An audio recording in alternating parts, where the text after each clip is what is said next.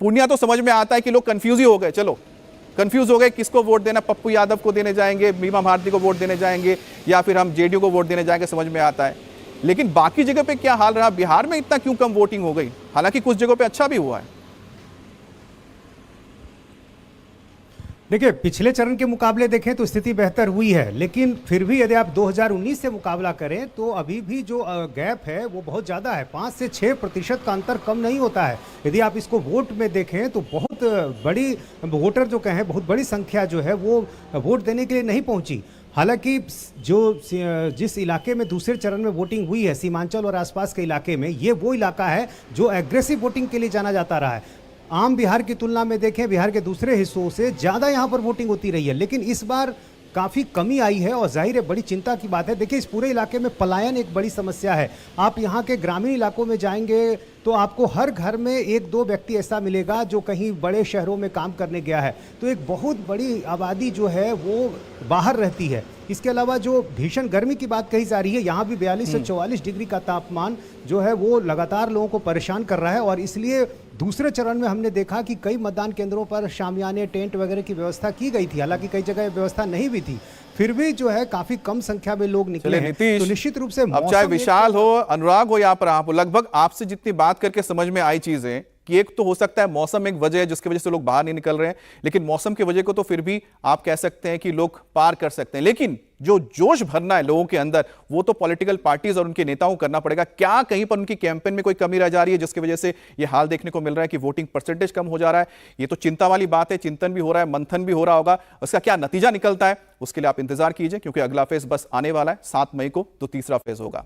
अब बात करते हैं गांधी फैमिली के गढ़ की, यानी कि अमेठी की और रायबरेली की, उत्तर प्रदेश की। इन दोनों सीटों पर देश की निगाहें टिकी हुई है। हर किसी के मन में एक ही सवाल है कि क्या राहुल गांधी अमेठी से एक बार फिर से ताल ठोकेंगे, स्मृति ईरानी को चुनौती देंगे?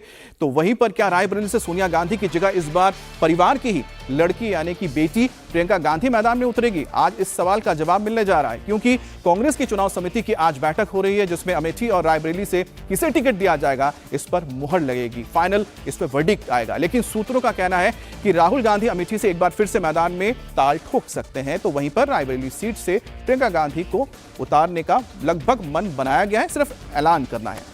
आपको यह भी बता दें कि राहुल गांधी इस बार केरल की वायनाड सीट से भी चुनाव लड़ रहे हैं, जहां वोटिंग हो चुकी है, कल ही वोटिंग हुई है वहां पर, और जहां कल यानी कि सेकंड फेज में वोटिंग हुई। माना जा रहा है कि वायनाड सीट पर वोटिंग की वजह से अमेठी से राहुल गांधी के नाम के ऐलान में देरी की गई थी, ताकि वायनाड के वोटर्स में मैसेज ना जाए कि राहुल गांधी वायनाड छोड़ सकते हैं और एक बार फिर से अमेठी चले जाएंगे। इससे कांग्रेस के मिशन साउथ पर असर पड़ सकता था, इसी वजह से स्ट्रैटेजिकली ऐलान नहीं किया गया, यह कहना है कांग्रेस का। अब कहा जा रहा है कि अमेठी और रायबरेली से उम्मीदवारों में देरी के पीछे कांग्रेस की यही वजह रही है। इसलिए कल जैसे ही वायनाड में वोटिंग खत्म हुई उसके बाद आज कांग्रेस चुनाव समिति की बैठक हो रही है और माना जा रहा है कि बैठक में आज राहुल और प्रियंका ने नाम पर मुहर लगा दी है।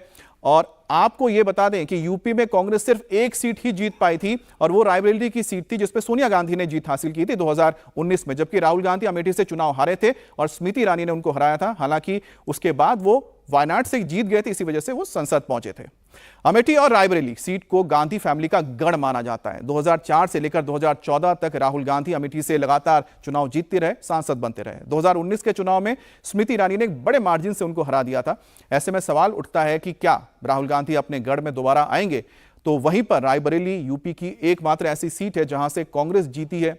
खास बात यह है कि पिछले 2 चुनावों में मोदी लहर के बावजूद बीजेपी यहां कांग्रेस को हरा नहीं पाई थी, लेकिन इस बार का जो सिनेरियो है वो बदल चुका है, माहौल बदला है। सोनिया गांधी राज्यसभा पहुंच चुकी है, ऐसे में अनुमान लगाया जा रहा है कि प्रियंका गांधी यहां से चुनाव लड़ सकती हैं, जिस पर आज फैसला हो सकता है। या फिर कुछ चौंकाने वाला ऐसा हो सकता है कि क्या राहुल गांधी रायबरेली चले जाए और अमेठी में प्रियंका गांधी को भेजा जाए? इंतजार करना होगा।